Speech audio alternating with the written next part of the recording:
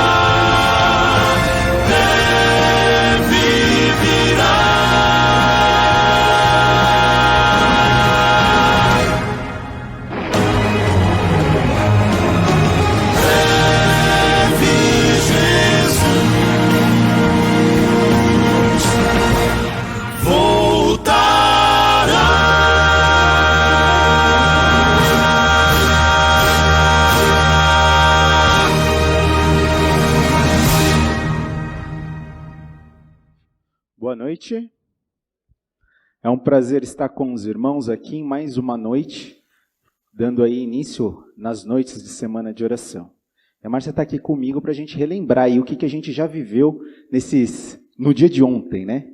Uau! Boa noite a todos. Que bom que você está aqui, que bom que você escolheu vir esta noite para podermos realmente falarmos um pouco mais a respeito da morte, da ressurreição do nosso Jesus, mas também lembrarmos, sim, ontem nós tivemos um sábado incrível, não foi, Lucas? Foi mesmo. Foi incrível. Nós tivemos batismo, nós tivemos aqui um momento especial com uma banda muito linda que pôde louvar ao nosso Deus de forma assim incrível. Olha, se você não veio, você perdeu bastante. A gente está distribuindo durante esse ano o livro O Grande Conflito, né? E assim, eu acho que é aquela questão do Espírito Santo, né? Porque a lição da semana passada, ela trouxe justamente na abertura da lição, esse tema desse trimestre a gente está estudando as 3 mensagens angelicais, mas a abertura da lição, ali a primeira lição, ela trouxe justo o grande conflito como nosso terreno, nosso plano de visão e por que é importante as três mensagens angélicas para a gente. E a gente ter essa visão. E a gente conseguir trabalhar de forma evangelística, levando esse livro, essa visão, essa mensagem, é mais uma prova que o Espírito Santo, na verdade, ele que conduz todo o ministério da igreja. Isso é uma bênção. Portanto, vamos estar participando durante toda a semana. Estaremos aqui com uma programação muito especial, com um pastor especial também nos trazendo mensagens especiais. E você é o nosso convidado especial. Portanto, esteja conosco durante todas as noites, com certeza. Ganharemos muito com a participação dentro desta Semana Santa. Que o Senhor abençoe a cada um de nós uma excelente programação. Excelente programação. Eu queria iniciar lendo um salmo, um verso de um salmo. No Salmo 4, verso 1, diz assim: Responde-me quando clamo, ó Deus que me fazes justiça. Dá-me alívio na minha angústia. Tem misericórdia de mim e ouve a minha oração.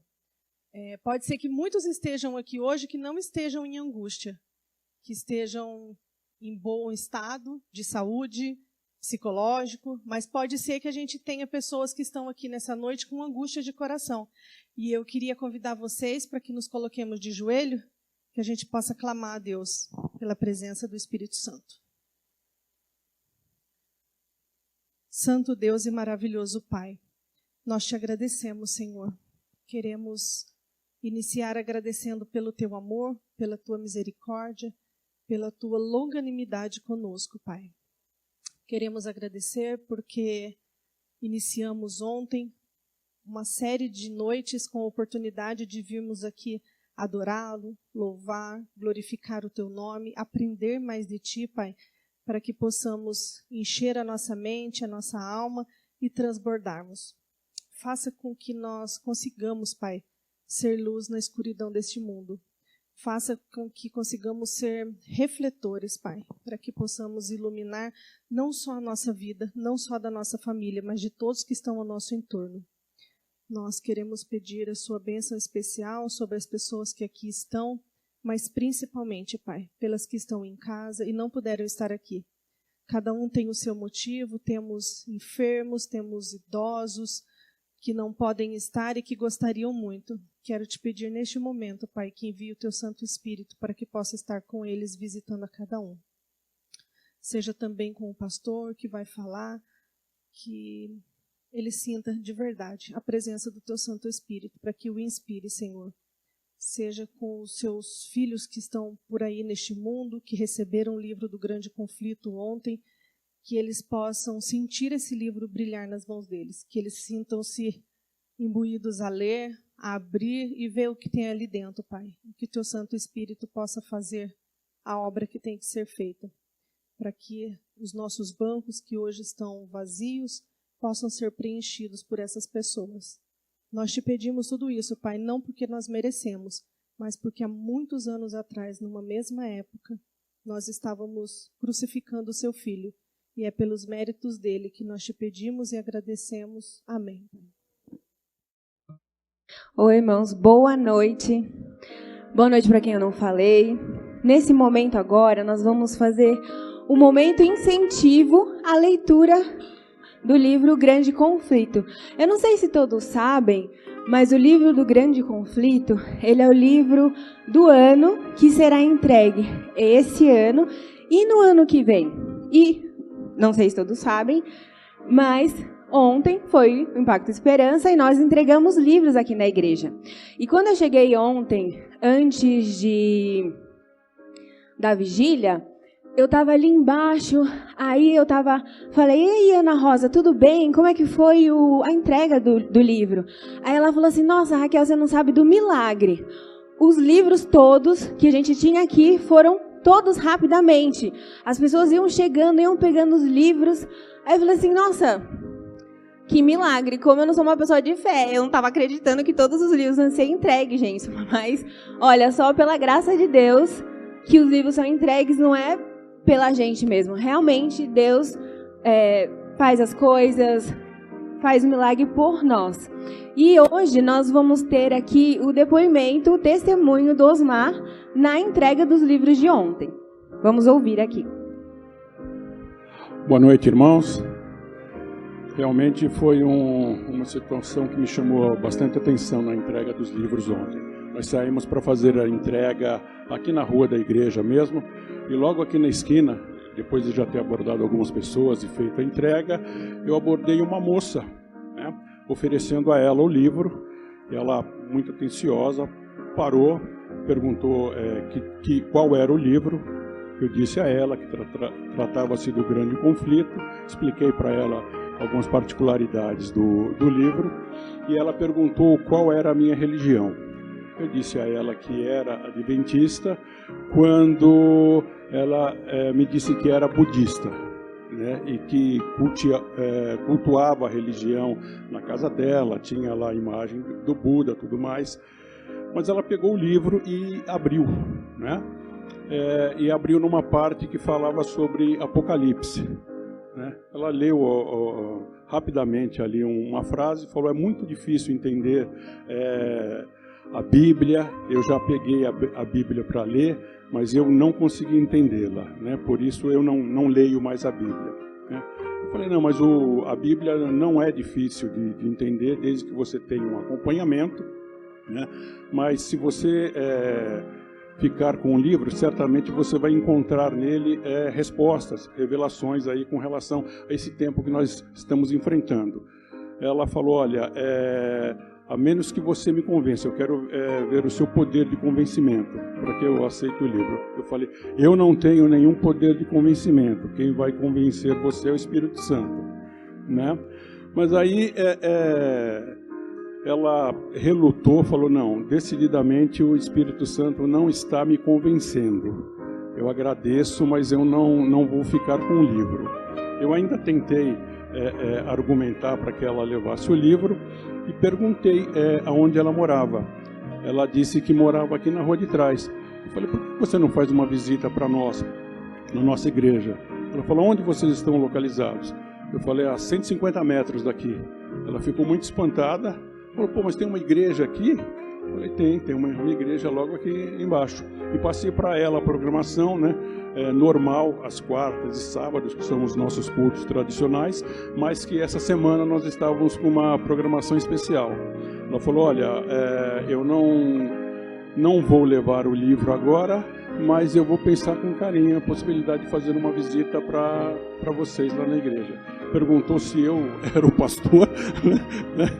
Eu falei, não, eu sou apenas um membro, mas nós temos lá os pastores, os anciões, né? Ela agradeceu e foi embora. Então, a minha oração é no sentido de que, mesmo que o Espírito Santo não tenha naquele momento movido para que ela aceitasse o livro, que ele possa movê-la para que ela venha fazer uma visita e conhecer a palavra aqui conosco. Esse é o meu testemunho. Gente, vocês estão vendo, né, esse testemunho. A pessoa não pegou, mas a semente ela foi plantada. Então, nós vamos ter outras oportunidades de entrega de livro. Ano que vem, mais entrega de livro. Se você não gosta de entregar o livro, não tem problema. A gente vai fazendo o que a gente pode. Então, não desistam, sejam perseverantes, tenham fé em Deus. O Espírito Santo vai tocar no coração de todo mundo e a gente vai, algum dia, estar reunido com Jesus, gente. Obrigada. Louvado seja Deus pelas bênçãos que já recebemos nesta noite, né? Os cânticos, as orações, este belo testemunho também. Realmente as sementes plantadas com a entrega do livro devem ser acompanhadas das nossas orações para que elas produzam frutos para a honra e glória de Deus. É uma alegria estarmos aqui para continuarmos em nossa semana, essa semana de reflexões sobre a palavra de Deus, especialmente voltadas para o Calvário, a vida, especialmente a morte e a ressurreição de Cristo Jesus. Mas antes de abrirmos a Bíblia, eu quero fazer uma consulta aqui para vocês. Eu vou contar um segredo para vocês. Tem uma coisa que eu detesto, que é gravata. Eu não gosto dessa bendita gravata. Eu uso pela função, pela necessidade, né? Mas hoje à noite eu estava acabando de me arrumar lá em casa, pus só a camisa e o paletó, falei para minha esposa, falei para Leila, eu vou só de camisa e paletó, vou sem a gravata. E ela espantou, porque eu dificilmente saio sem gravata, né? Pela função e tal, enfim. Mas é isso mesmo. Ela me deixou preocupada, eu falei, não, eu vou colocar a gravata, vamos lá. Mas eu não estou vendo ninguém de gravata aqui, só eu que estou pagando o mico. Na verdade, não tem ninguém nem de paletó. Então é o seguinte, a partir de amanhã eu venho com paletó, porque aí também eu acho que é abusar muito da boa vontade de vocês, né? Mas posso vir sem gravata a partir de amanhã? Sem problema? Então tá bom, porque olha, se tem uma coisa que eu não gosto é dessa bendita dessa gravata. Um dia nós vamos encontrar quem que foi que inventou esse negócio aqui, fica apertando o pescoço da gente, ruim demais, viu? Mas enfim, muito obrigado pela bondade, a gentileza de vocês. Mas no sábado eu vou estar de gravata, que é a Santa Ceia e tal, aí é um momento especial também, né? Vamos abrir a palavra de Deus no livro de Atos, no capítulo 2. E nós vamos ler 2 versos para começar as nossas reflexões desta noite. Atos, capítulo 2, versos 22 e 23. São palavras do sermão de Pedro no dia de Pentecostes. Você já leu essa história, já leu esse sermão, e eu quero relembrar aqui, então, 2 versos deste sermão. Atos, capítulo 2, versos 22 e 23. Vamos fazer uma oração, pedir as bênçãos de Deus para a leitura e a explanação da palavra do Senhor nesta noite. Querido Pai, nós te agradecemos, Senhor, por todas as bênçãos que nos deste neste dia, pela proteção, pelo cuidado, pelo dom da vida, pelo alimento, pelo Espírito Santo conduzindo os nossos passos, pela proteção dos teus santos anjos, e por estarmos aqui nesta noite para refletirmos em tua palavra, especialmente no grande amor que Jesus demonstrou por nós, ao dar a sua vida em nosso favor na cruz do Calvário. Ilumina, pois, a nossa mente, dá-nos discernimento, é o que nós te pedimos e agradecemos por amor, e em nome de Jesus, amém. Atos capítulo 2, versos 22 e 23. A palavra de Deus diz aqui o seguinte: varões israelitas, atendei a essas palavras. Jesus, o Nazareno, varão aprovado por Deus diante de vós com milagres, prodígios e sinais, os quais o próprio Deus realizou por intermédio dele entre vós, como vós mesmos sabeis, sendo este entregue pelo determinado desígnio e presciência de Deus, vós o matastes, crucificando-o por mãos de iníquos, ao qual, porém, Deus ressuscitou, rompendo os grilhões da morte, porquanto não era possível fosse ele retido por ela. Antes de comentarmos especificamente uma parte deste texto, eu queria lembrar que a morte de Cristo Jesus, ela ocupa um momento, um espaço, na verdade, um espaço muito importante nos evangelhos. Na verdade, os acontecimentos que levaram à sua prisão, julgamento, crucifixão, morte e ressurreição. Foram apenas 3 breves dias, mas ocupam pelo menos 1/5, pelo menos 20% de cada um dos evangelhos. É lógico que se você vai a Mateus, Marcos, Lucas, João, essa porcentagem pode aumentar. Mas no mínimo, estes 3 dias da vida de Cristo ocupam 20% do evangelho. Isso levou alguém a escrever uma frase interessante. Se todos os 3 anos e meio do ministério público de Jesus, não estamos nem falando da sua vida lá em Cafarnaum, lá em Nazaré com a sua mãe, a sua infância, o seu nascimento. Se apenas os 3 anos e meio do ministério público de Cristo Jesus fossem descritos com tantos detalhes, como os detalhes que nós encontramos desses 3 dias da prisão, morte e ressurreição de Cristo Jesus, nós então teríamos uma vida de Jesus, um livro, né, Vida de Jesus, com cerca de 8.400 páginas. E logicamente vocês percebem que os evangelhos são muito menores do que isso. Então isso mostra como realmente esta parte da vida de Cristo, apenas 3 dias, ocupa uma atenção especial de cada evangelista, desproporcional, né, ao restante dos outros 3 anos e meio do ministério de Cristo Jesus. Ellen White, escrevendo sobre a importância da cruz de Cristo, disse: a cruz do Calvário é o grande centro. A cruz do Calvário é o grande centro. Bem, quando nós pensamos na cruz, e agora nós voltaremos ao texto, nos vem a pergunta: por que Cristo Jesus morreu? E eu quero trabalhar na resposta a esta pergunta hoje e amanhã. Eu sei que amanhã é difícil, segunda-feira, o primeiro dia útil da semana, alguns talvez não tenham possibilidade de vir, mas faça um esforcinho. Nós vamos começar a mensagem hoje respondendo esta pergunta: por que Jesus morreu? E vamos continuar amanhã, vamos concluí-la amanhã respondendo esta pergunta: por que Jesus morreu? A primeira parte da resposta a esta pergunta está no final do verso 23, quando a palavra de Deus diz: vós o matastes, crucificando-o por mãos de iníquos. Pedro estava se dirigindo a um auditório, a uma audiência formada basicamente por judeus. Judeus que moravam em Jerusalém e judeus que tinham vindo para a festa da Páscoa de outros lugares do mundo.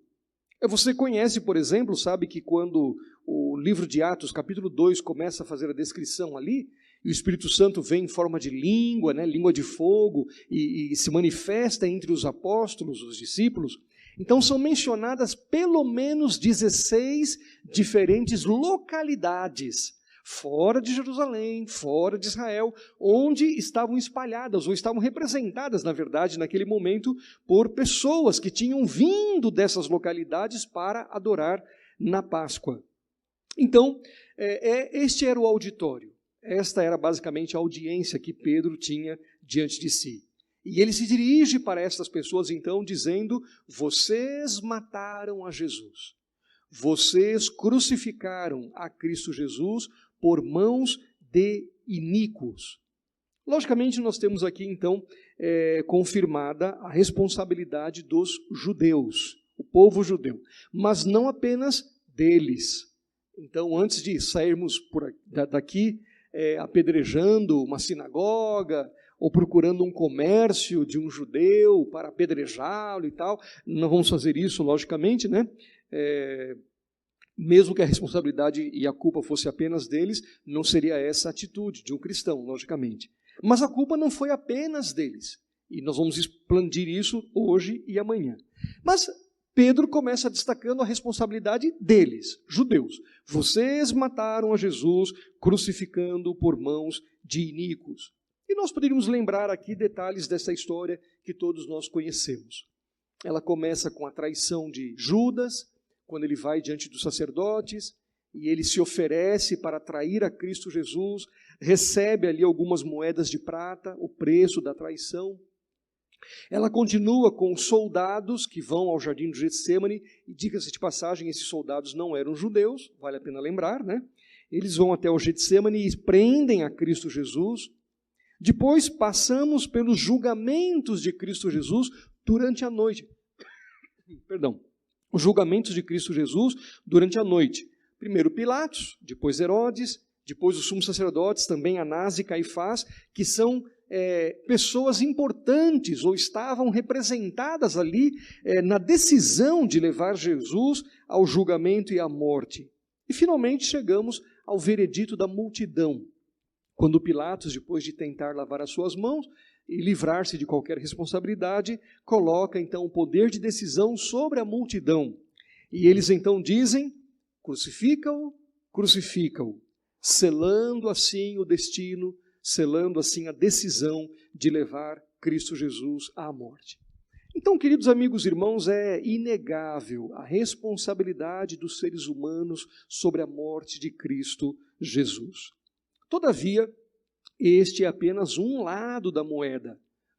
E quando nós queremos compreender tudo que estava relacionado com a morte de Cristo, nós temos que nos lembrar do outro lado da moeda, que é apresentado na primeira parte do verso 23. A propósito, eu acabei invertendo a sequência aqui, né? Mas a primeira parte do verso 23 diz: sendo este entregue pelo determinado desígnio e presciência de Deus. Aqui está um outro aspecto que nós temos que nos lembrar. Hoje, muitas vezes, as pessoas colocam a morte de Cristo Jesus apenas nesta dimensão humana. E dizem: olha, Jesus foi uma vítima da violência, da sociedade daquela época. Jesus sofreu.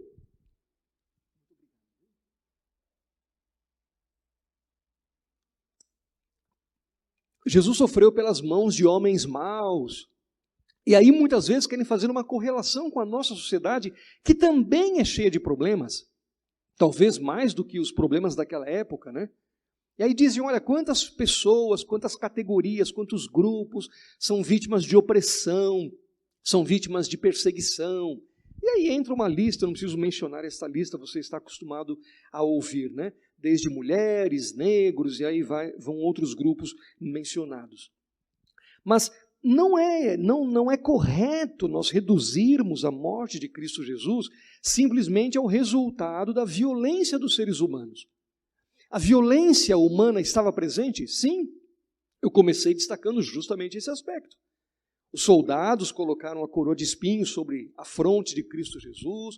Os soldados obrigaram Jesus a carregar a sua própria cruz, que pesava, segundo alguns estudiosos, 25 a 30 quilos. Os soldados açoitaram a Cristo, esqueci desse detalhe, né? Então imagina você passar a noite inteira em claro, depois ser açoitado, depois carregar uma cruz pesando de 25 a 30 quilos. Os soldados feriram as mãos e os pés de Cristo Jesus. Então, a violência humana estava presente, com certeza. Mas isso não explica tudo o que está relacionado com a morte de Cristo Jesus. Não é a única verdade neste caso. E é por isso que Pedro começa destacando esse outro aspecto que é muito mais importante. Este vos foi entregue pelo determinado desígnio e presciência de Deus. Então vejam, não foi por acidente, não foi por coincidência, não foi por acaso, não foi pela ação de homens maus que Jesus foi morto. Se a ação humana não tivesse tido a permissão de Deus, nada teria acontecido. E é por isso que Pedro diz: olha, ele foi entregue a vocês. Deus o entregou a vocês, cumprindo a presciência de Deus. O que é a presciência? É um plano pré-existente. E é por isso que a Bíblia se refere, você conhece muito bem, ao Cordeiro que foi morto antes da fundação do mundo, desde tempos eternos.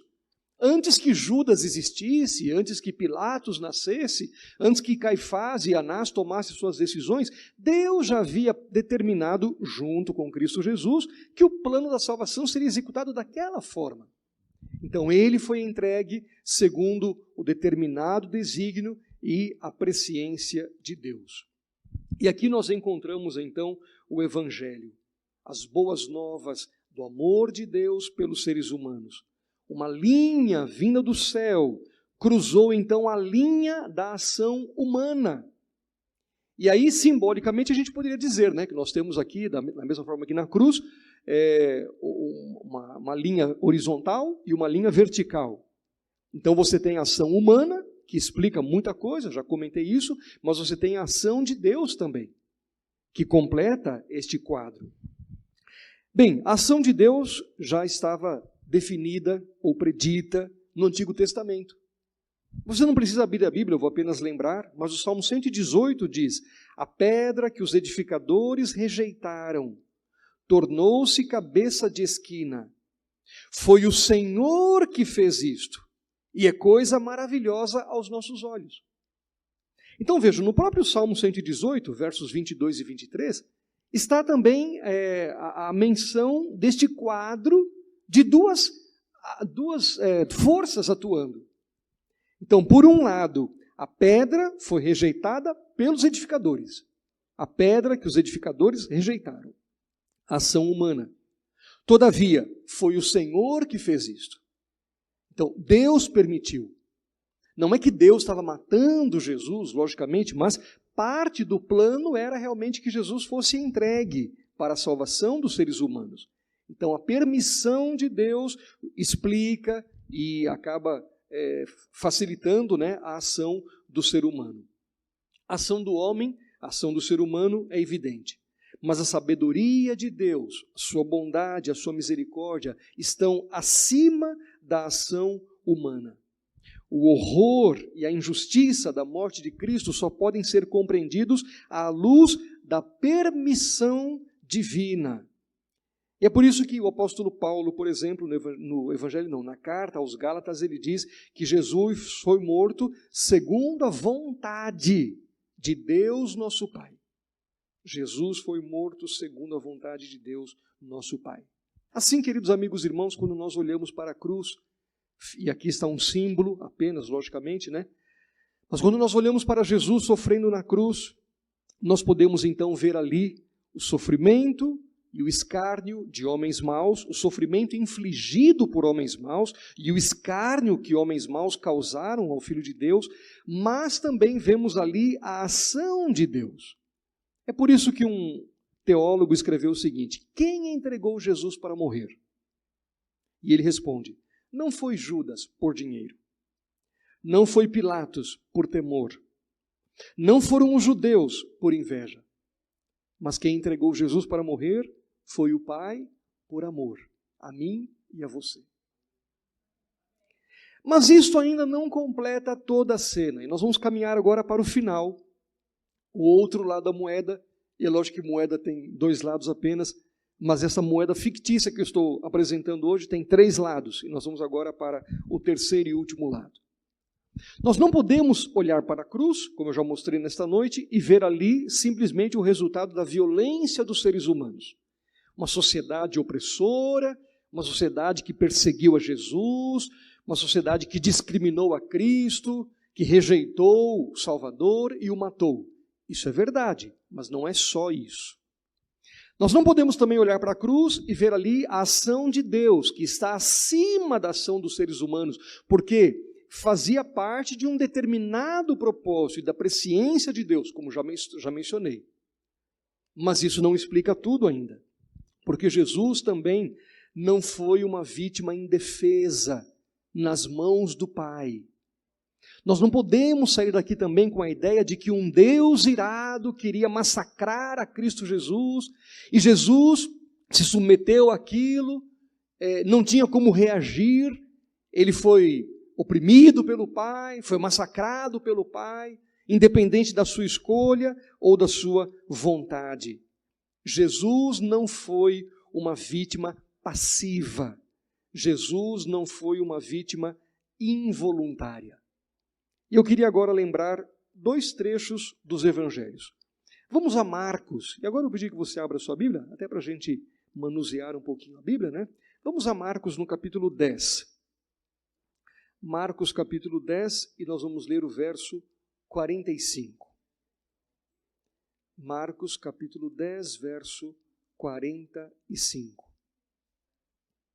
Este é um verso muito conhecido também, e as palavras de Cristo Jesus são estas: pois o próprio Filho do Homem não veio para ser servido, mas para servir e dar a sua vida em resgate por muitos.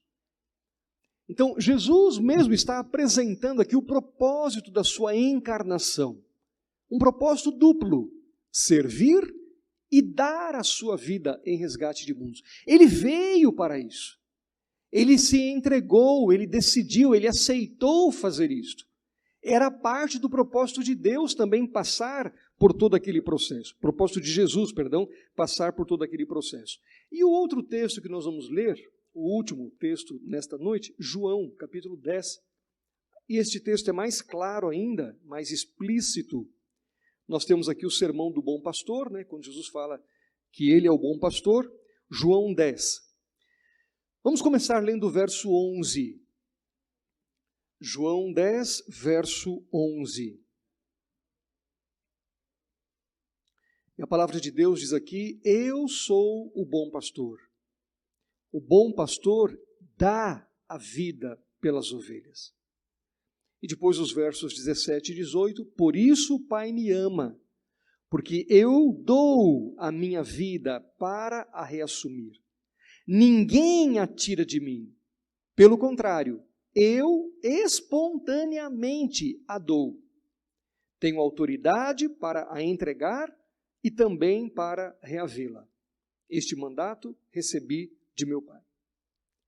Então, vejam, nós temos aqui agora o terceiro elemento, a terceira força, a terceira vertente que nós temos que lembrar para formar este quadro. Jesus espontaneamente entregou a sua vida. Ele veio para dar a sua vida. Ninguém tirou a vida de Cristo Jesus. Não foi Judas que tirou a vida de Cristo, não foram os soldados que tiraram a vida de Cristo, não foram os pregos na cruz, não foi Pilatos. É lógico que tudo isso participou da morte de Cristo Jesus, com certeza. Não foi Deus que tirou a vida de Cristo, por mais que isso fizesse parte do propósito de Deus, mas foi a ação de um homem livre, que usando a sua escolha, usando o seu poder de decisão, por amar a mim e a você, espontaneamente deu a sua vida. Eu de mim mesmo a dou. Eu tenho poder para dar e tenho poder para tornar a tomá-la. Assim, concluindo, sob qual vontade Jesus morreu na cruz? A vontade de Judas, que o traiu, é verdade. A indiferença de Pilatos, que lavou as mãos, é verdade. A vontade dos judeus, que o entregaram por inveja, inclusive clamaram, crucifica-o, crucifica-o, é verdade. Jesus também entregou a sua vida na cruz como resultado do triunfo momentâneo dos poderes do mal, as forças das trevas, que levaram homens maus e forças espirituais a agir contra Cristo Jesus, é verdade. Jesus morreu por vontade e decisão de Deus, era parte do propósito de Deus, é verdade. Mas isso é apenas uma parte da verdade. Acima de tudo isso, Jesus entregou-se por vontade própria. Jesus entregou-se por amor. Ele poderia ter evitado, e na verdade, continuamente ele foi tentado a desviar-se desse propósito. Vamos nos lembrar, por exemplo, no deserto da tentação, quando o anjo, Satanás, na verdade, leva-o para o alto do templo e diz, e aí ele mostra, né, as glórias do mundo, ele diz assim, tudo isso eu te darei, se prostrado me adorares. Esta foi uma das 3 fortes tentações que Jesus enfrentou, porque o inimigo sabia que Jesus tinha vindo para resgatar o mundo, para tomar o mundo das mãos de Satanás. E Jesus sabia que este processo, este caminho passaria pela cruz, pela morte na cruz. E aí Satanás coloca diante dele uma alternativa mais fácil. Você não veio buscar o mundo, você não veio resgatar o mundo, você não veio tirar o mundo das minhas mãos. Aqui está, eu estou mostrando para você a glória deste mundo. Eu posso dar isso para você sem cruz, sem morte, sem sacrifício. Graças a Deus porque Jesus venceu a essa tentação. Mas não foi a única. Você se lembra de Pedro, quando Jesus anunciou, é necessário que eu vá para Jerusalém, e lá eu serei preso, serei morto. E então Pedro diz, Senhor, nada disso te acontecerá. Para que ir para Jerusalém? Vamos numa direção contrária. E Jesus então repreende a Pedro, arreda de mim, Satanás. E outro momento em que essa tentação ficou muito clara e evidente no jardim do Getsêmani. Quando Jesus orou, você conhece, clamando a Deus, Pai, se possível, afasta de mim esse cálice. A tentação era forte para rejeitar este cálice, o cálice da morte, o cálice da dor, o cálice do sofrimento, o cálice do único caminho que tornaria possível a minha e a sua salvação. Mas graças a Deus que a oração de Jesus não terminou neste momento, neste ponto. E ele concluiu: seja feita, não como eu quero, e sim como tu queres. Então, apesar de ter sido tentado, apesar de poder desviar-se deste caminho, Jesus não desviou-se deste propósito. Ele tinha vindo para dar a sua vida, e ele o fez na cruz do Calvário, por amor de mim e de você. Ele não foi uma vítima indefesa, não foi por acidente, foi por amor à humanidade. E nós louvamos ao Senhor nesta noite, mais uma vez, porque Cristo Jesus nos amou de tal maneira que deu a sua vida por mim e por você. Este é um lado da verdade. Amanhã nós vamos continuar essa resposta a essa pergunta. Por que Jesus morreu? E amanhã nós vamos explorar um pouco mais a ação humana. Já temos um cenário maior, a moldura maior, né? Jesus morreu pela ação dos homens, pela vontade de Deus, mas acima de tudo por sua livre e espontânea decisão de entregar a sua vida por nós. E amanhã nós vamos focar a nossa atenção um pouco mais na ação dos seres humanos que levaram Jesus à morte na cruz. Que Deus abençoe a mim e a você. Que o Espírito Santo nos leve a responder a este amor, um amor incompreensível, um amor inexplicável, que levou Jesus a vir a esta terra para dar a sua vida por todos nós. Teremos um hino agora? Ou vamos fazer a oração final? Vamos ficar em pé para a oração?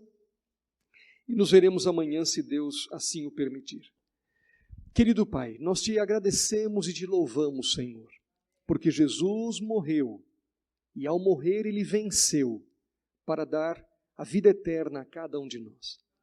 Te agradecemos, querido Pai, porque acima da ação humana estava a deliberada vontade de Deus, a sua presciência, que desde os concílios eternos no lar celestial planejou o plano da redenção, estabeleceu o plano da redenção. Mas te agradecemos também, acima de tudo, querido Pai, porque Jesus não foi uma vítima indefesa. Ele não foi obrigado por Deus o Pai a dar a sua vida. Ele livremente, espontaneamente, veio a esta terra para dar a vida em favor de cada um de nós. E nós te agradecemos, Senhor, porque não merecemos este amor. Não há nada em nós que justifique este imenso amor. Só nos resta, em humildade, prostrar-nos diante de tua presença e aceitarmos esta imensa demonstração da graça de Deus em favor de cada um de nós. Ajuda-nos, querido Pai, a amar a Cristo Jesus, como Ele nos amou primeiro, e que possamos assim preparar-nos para em breve estarmos contigo no lar celestial. É o que nós te pedimos e desde já agradecemos, por amor e em nome de Jesus. Amém.